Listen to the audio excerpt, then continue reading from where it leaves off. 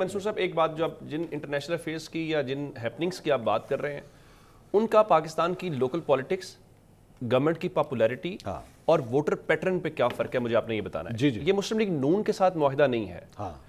یا تو میں گزارش یہ کرنا چاہ رہا ہوں یا تو آج ہم یہ بیٹھ کے طے کر لیں کہ پاکستان کی فورن پالیسی وزارت خارجہ اور وزیر اعظم اور پارلیمنٹ طے کرتی ہے.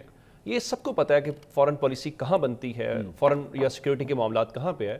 یہ اسٹیٹ ٹو اسٹیٹ ہے اور پاکستان میں اسٹیٹ سے مراد اسٹیبلشمنٹ کے پاس میں ابھی کی بات میں اوورآل ایک پرنسپل کی بات کر رہا ہوں. جنرل باجوہ صاحب بہت نالائق تھے جب سعودی عرب کے ساتھ معاملات خراب ہوئے. امریکہ کے جو بائیڈن نے فون تک نہیں کیا پاکستان کے وزیر اعظم کو, سعودی عرب والوں نے نیو یارک سے جہاز اڑا اور عمران خان جنگ کے بعد جو ہے آپ کا کہنے کا مقصد ہے کہ جو لوکل جو لیڈرشپ ہوتی ہے وہ کاؤنٹ کرتی ہے, یعنی یہاں پہ شہباز شریف کاؤنٹ کرتے ہیں, کچھ نہ کچھ تو رول ہوگا نا. یعنی میں اس کی کاؤنٹ کرنے کی مثال لے لیتا ہوں. انڈیا پاکستان کی جنگ ہوتی ہے تو اس کے بعد ظاہر ٹرمپ صاحب نے رابطہ شہباز شریف صاحب سے کیا, ان کو بلایا کہ آپ کی مہربانی کہ آپ نے اس جنگ کے حوالے سے کیا, یہ وہی کردار ہے اگر اس کو آپ نے سمجھنا ہو تو.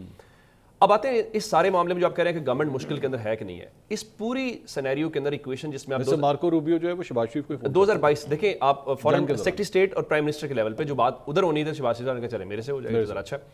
میں گزارش یہ کہنا چاہ رہا ہوں 2022 سے آنورڈ جب سے حکومت عمران خان کی گری ہے اور آپ نے یہ پورا ارینجمنٹ لگایا ہے, یہ پورے کا پورا ارینجمنٹ لوگوں کی نظر میں یا ووٹنگ پیٹرن کی نظر میں اس لحاظ سے ارریلیونٹ ہے. یہ سارے کے سارے اپنی اس دہاڑی پروگرام پہ اوپر موجود ہیں, یہ سارے گورنمنٹ کے اندر اس لحاظ سے موجود ہے کہ آپ کو ایک ہائبرڈ سسٹم جس کو نام دیا گیا ہے اس کے اندر اپنا سسٹم چلا رہے ہیں. میں ایک مثال دینا چاہتا ہوں کہ آپ کہتے ہیں کہ ارریلیونٹ ہو گئے ہیں, آپ کہتے ہیں جی اب وہ غلط فیصلے کر رہے ہیں, اسمبلیاں تھوڑی غلط, بالکل ٹھیک ہے اسمبلی کے اندر رہنا چاہیے, سسٹم کے اندر رہنا چاہیے.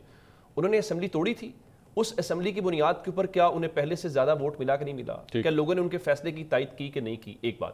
دوسری بات, آپ آج بھی اس بنیاد کے اوپر اگر آپ لینا چاہتے ہیں آپ کریں اسٹیبلشمنٹ کو سائڈ پہ ہونے کے جی آپ کسی کو سپورٹ نہ کریں, آپ نیوٹرل جو ہم وہ لفظ سنتے آئے ہیں رہ کے آج بھی پیپلز پارٹی, نون لیگ اور پی ٹی آئی میں مقابلہ ہونے دیں. آپ گراؤنڈ پہ دیکھیے گا کیا اس میں فرق پڑتا ہے, کوئی فرق نہیں پڑا. ووٹنگ پیٹرن میں کوئی فرق نہیں پڑا. آج بھی پی ٹی آئی وہیں کی وہیں کڑی ہے ووٹر کی نظر کے اندر, انٹرنیشنل چیزوں کے باوجود بھی وہ ساری کی ساری جو گین ہے وہ اسٹیبلشمنٹ کا گین ہے, اس میں کوئی شک والی بات نہیں ہے. ان کی اگر کوئی پریشر تھا ان پہ پریشر کم ہو گیا, وہ بہتر پوزیشن کے اندر ہے, اس پہ کوئی دوسری رائے نہیں ہے. لیکن جہاں تک آپ گورنمنٹ کو کہنا چاہتے ہیں, گورنمنٹ کی حد تک اگر آپ کہنا چاہتے ہیں آپ کیا لوگوں سے باہر پوچھیں گے تو اس پوری جنگ کے بعد لوگ کریڈٹ شہباز شریف کو دے رہے ہیں, فیلڈ مارشل صاحب کو دے رہے ہیں, کس کو دے رہے ہیں؟ یہ شہباز جنگ تو ظاہری بات ہے. یہ منصور صاحب یہ دو باتیں ہیں, یہ دو مختلف باتیں ہیں. بالکل کریڈٹ فیلڈ مارشل کو جا رہا ہے, فوج کو جا رہا ہے اور جاتا رہے گا. اور یہ جو ارینجمنٹس ہو رہی ہیں, معاہدے ہوں یا امریکہ کی یاترا ہو, اس کو بھی لوگ اپنے انٹرنلی یہی سمجھتے ہیں کہ ان کا کریڈٹ ہے بیکاز جنگ جیتی ہے.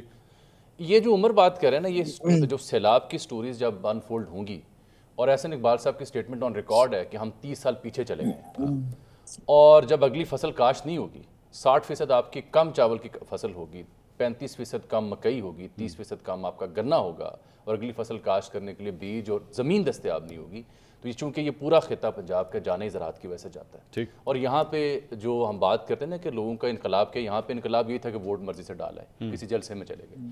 دس will badly hit and damage them.